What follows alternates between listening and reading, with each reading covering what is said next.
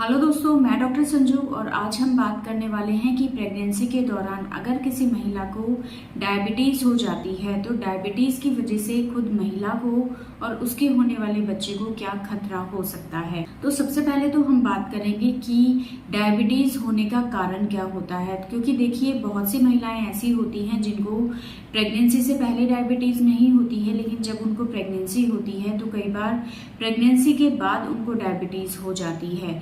तो क्या कारण इसके हो सकते हैं जिसकी वजह से महिलाओं को प्रेगनेंसी में डायबिटीज़ होने का खतरा रहता है। तो इसमें सबसे पहला तो ये है कि अगर किसी महिला की फैमिली में अगर हिस्ट्री रही है डायबिटीज़ की तो प्रेगनेंसी के दौरान इसके होने का रिस्क ज़्यादा रहता है। दूसरा, अगर महिला को प्रेगनेंसी से पहले डायबिटीज़ रही है तो प्रेगनेंसी के दौरान उसको डायबिटीज़ के बढ़ने का खतरा रहता है।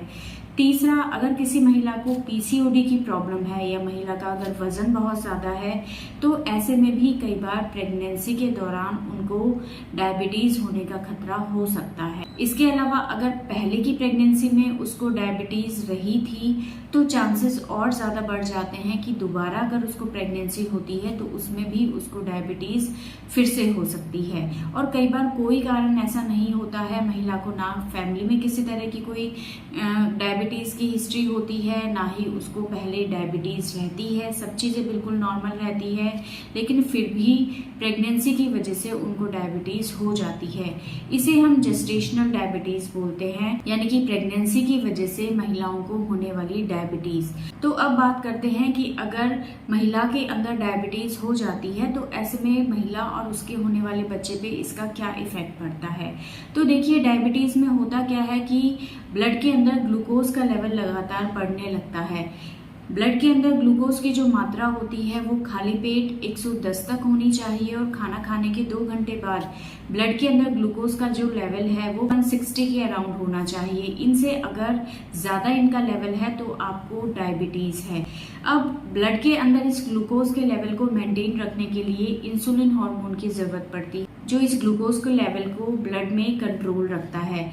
इस इंसुलिन की वजह से जो एक्स्ट्रा ग्लूकोज है वो शरीर की हर एक सेल तक पहुंच जाती है और सेल इसको एनर्जी के अंदर कन्वर्ट कर देती है, जिससे हमें काम करने के लिए एनर्जी मिलती है। लेकिन अगर इसका लेवल ब्लड में लगातार बढ़ता रहता है तो इंसुलिन इसको कंट्रोल नहीं कर पाता है और इसकी वजह से फिर ब्लड शुगर लेवल बढ़ते चले जाते हैं, जो कि हमारी बॉडी की छोटी ब्लड वेसल्स को डैमेज कर सकते हैं। प्लेसेंटा के अंदर जो ब्लड वेसल्स है वो अगर डैमेज होंगी तो वहाँ पे ब्लड सर्कुलेशन प्रॉपरली नहीं हो पाएगा, जिसका इफेक्ट बच्चे के ऊपर पड़ने लगता है। इसकी वजह से महिला को इन्फेक्शन होने का रिस्क ज़्यादा रहता है, प्री टर्म डिलीवरी होने का रिस्क ज्यादा रहता है, महिला का वेट लगातार बढ़ने लगता है, सांस लेने में दिक्कतें आने लगती हैं, ब्लड प्रेशर बढ़ने के चांसेस ऐसे में हो जाते हैं। और अगर बच्चे के अंदर ब्लड सर्कुलेशन में कमी आने लगती है तो इससे बच्चे की ग्रोथ कम रह जाती है। अब जैसे महिला के ब्लड में ग्लूकोज का लेवल अगर बढ़ा हुआ रहता है तो यही ग्लूकोज का लेवल बच्चे के अंदर भी जाता है और बच्चे के शरीर के अंदर भी ग्लूकोज का लेवल ब्लड के अंदर बढ़ जाता है, जिसकी वजह से बच्चे के अंदर इंसुलिन हार्मोन ज़्यादा बढ़ने लगता है।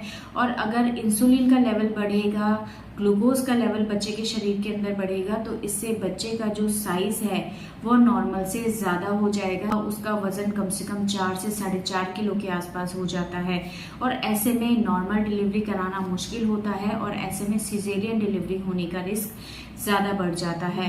साथ ही साथ बच्चे की डिलीवरी के बाद बच्चे को इन्फेक्शन लगने का खतरा ज़्यादा रहता है, बच्चे की इम्यूनिटी वीक हो सकती है, उसे सांस लेने में दिक्कत हो सकती है, बच्चा वीक रह सकता है, बच्चे को आईसीयू में रखने की ज़रूरत पड़ती है और कई बार ऐसे में बच्चे के अंदर टाइप 2 डायबिटीज़ होने का खतरा भी रह सकता है। तो ये सारी प्रॉब्लम्स हैं जो कि डायबिटीज़ होने की वजह से माँ और उसके होने वाले बच्चे में दिखाई दे सकती है। इसलिए प्रेगनेंसी के दौरान अपने ग्लूकोज के लेवल को कंट्रोल रखना बहुत ज़्यादा ज़रूरी है। अगर आप डायबिटिक हैं तो ऐसे में आप अपने खाने पीने के ऊपर बहुत ज़्यादा ध्यान देना है। डॉक्टर आपको जो मेडिसिन एडवाइस करते हैं शुगर लेवल को कंट्रोल रखने के लिए, उसको आपको रेगुलरली लेना है और खाने पीने में आपको कुछ सावधानियाँ रखनी रखनी है, जैसे कि आपको मीठी चीज़ें बहुत कम मात्रा में लेनी है या मीठा आपको कम्प्लीटली अवॉइड रखना है। दूसरा, आपको शॉर्ट और फ्रीक्वेंट मील्स लेनी है, यानी कि एक बार में आपको कम खाना है और फ्रीक्वेंसी आप खाने की बढ़ा दें। जैसे कि अगर आप 2 बार पेट भर के ना खाने की बजाय आप थोड़ा थोड़ा करके दिन में 3 से 4 बार खा सकती हैं। अगर थोड़ा थोड़ा करके आप थोड़े थोड़े देर में खाएंगी तो इससे आपका जो ग्लूकोज का लेवल है वो एकदम से हाई नहीं जाता है, जबकि अगर आप एक बार में पेट भर के खाना खा लेंगी तो इससे आपके शुगर लेवल बढ़ जाते हैं। अपने खाने में रोटी, चावल, इसकी मात्रा को आपको कंट्रोल रखना है। हरी सब्जियां, फ्रूट्स आपको ज़्यादा से ज़्यादा लेना है। फ्रूट्स के अंदर भी जो मीठे फ्रूट्स होते हैं जैसे कि बनाना या चीकू, मैंगो, इनको आपको कम लेना है, बाकी फ्रूट्स आप ले सकते हैं। सब्जियों की अगर हम बात करें तो उसमें आलू आपको कम लेना है। ये जो शकरकंद आती है जिसे कि हम स्वीट पोटैटो बोलते हैं, उसको भी आपको कम लेना है।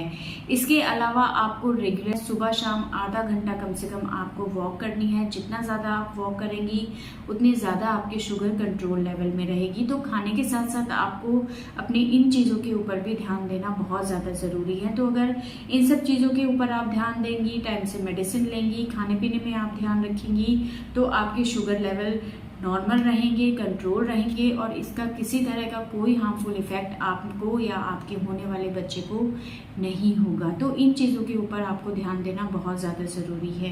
तो दोस्तों, ये था आज का हमारा वीडियो। अगर इस वीडियो से रिलेटेड आपके किसी तरह के कोई सवाल हैं तो आप हमें कमेंट कर सकते हैं और हमारे आने वाले वीडियोज़ को देखने के लिए हमारे इस चैनल को सब्सक्राइब ज़रूर करें।